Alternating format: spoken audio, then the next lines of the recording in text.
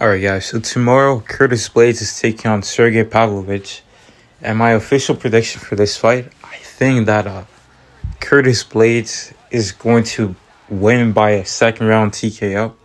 Now, this is a very, very difficult fight, I would say, to predict because Curtis Blaydes has showed some serious lack of fight IQ, especially when he was fighting like Derek Lewis or some of his other fights like with Jersey and Rosenstruck. Because in those moments, like for the Derek Lewis fight, he was like playing with his food a little too much. He was trying to like strike with the power puncher for a bit too long when he could have just gone to the grappling, slowed him down, and then you strike with him once his danger levels come down. But he wasn't doing that. He was just kind of testing out the strike, and he actually often does that in his fights. We've seen him do that with one of his last opponents, Chris Dawkins, but obviously that went well for him.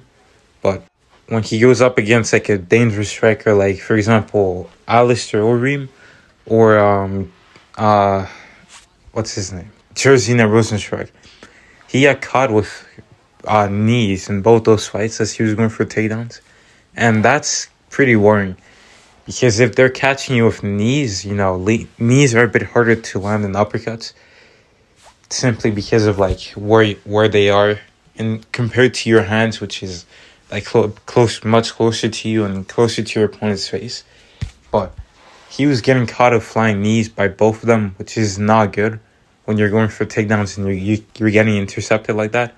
So I would say he needs to work on setting up his takedowns better, because if he just goes in and goes for takedowns naked like that against Sergei Pavlovich, he's gonna get caught with something, and you never want to get caught with someone that hits that hard.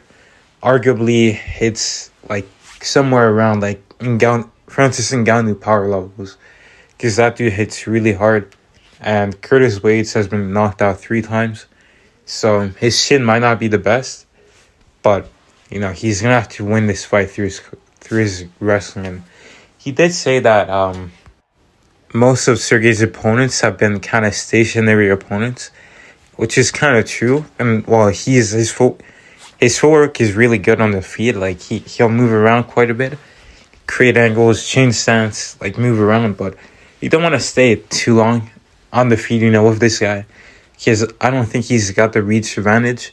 And usually when you don't have the reach advantage, you're more likely to get caught by someone. And we know that Sergei Pavlovich is fast on the feet, like with his punches.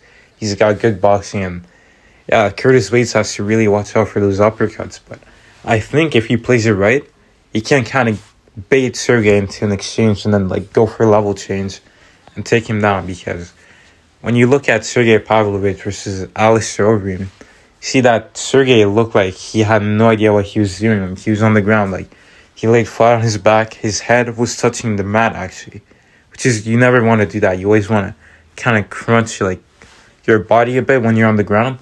But he wasn't doing that. He was just kind of there. Like, he didn't really look like he knew exactly what to do. And part of that maybe is because the reason he got taken down is because when you think Alistair Overeem, you think of a glory kickboxer. You don't think of a wrestler, right? Or a grappler of any kind. So maybe that played a factor into him not expecting it. But at the same time, kickboxers taking down with relatively ease. Like, what's gonna happen when an actual full on wrestler like Curtis Blaydes is gonna take you down? And I think when he gets taken down, Curtis Blaydes will be able to even pass the guard a bit and land some of those brutal elbows. I think Sergei will survive for the first 2 rounds, but I think actually no. I meant to survive for the first round and then get finished in the second round. But we'll see. This is a very exciting fight in the heavyweight division.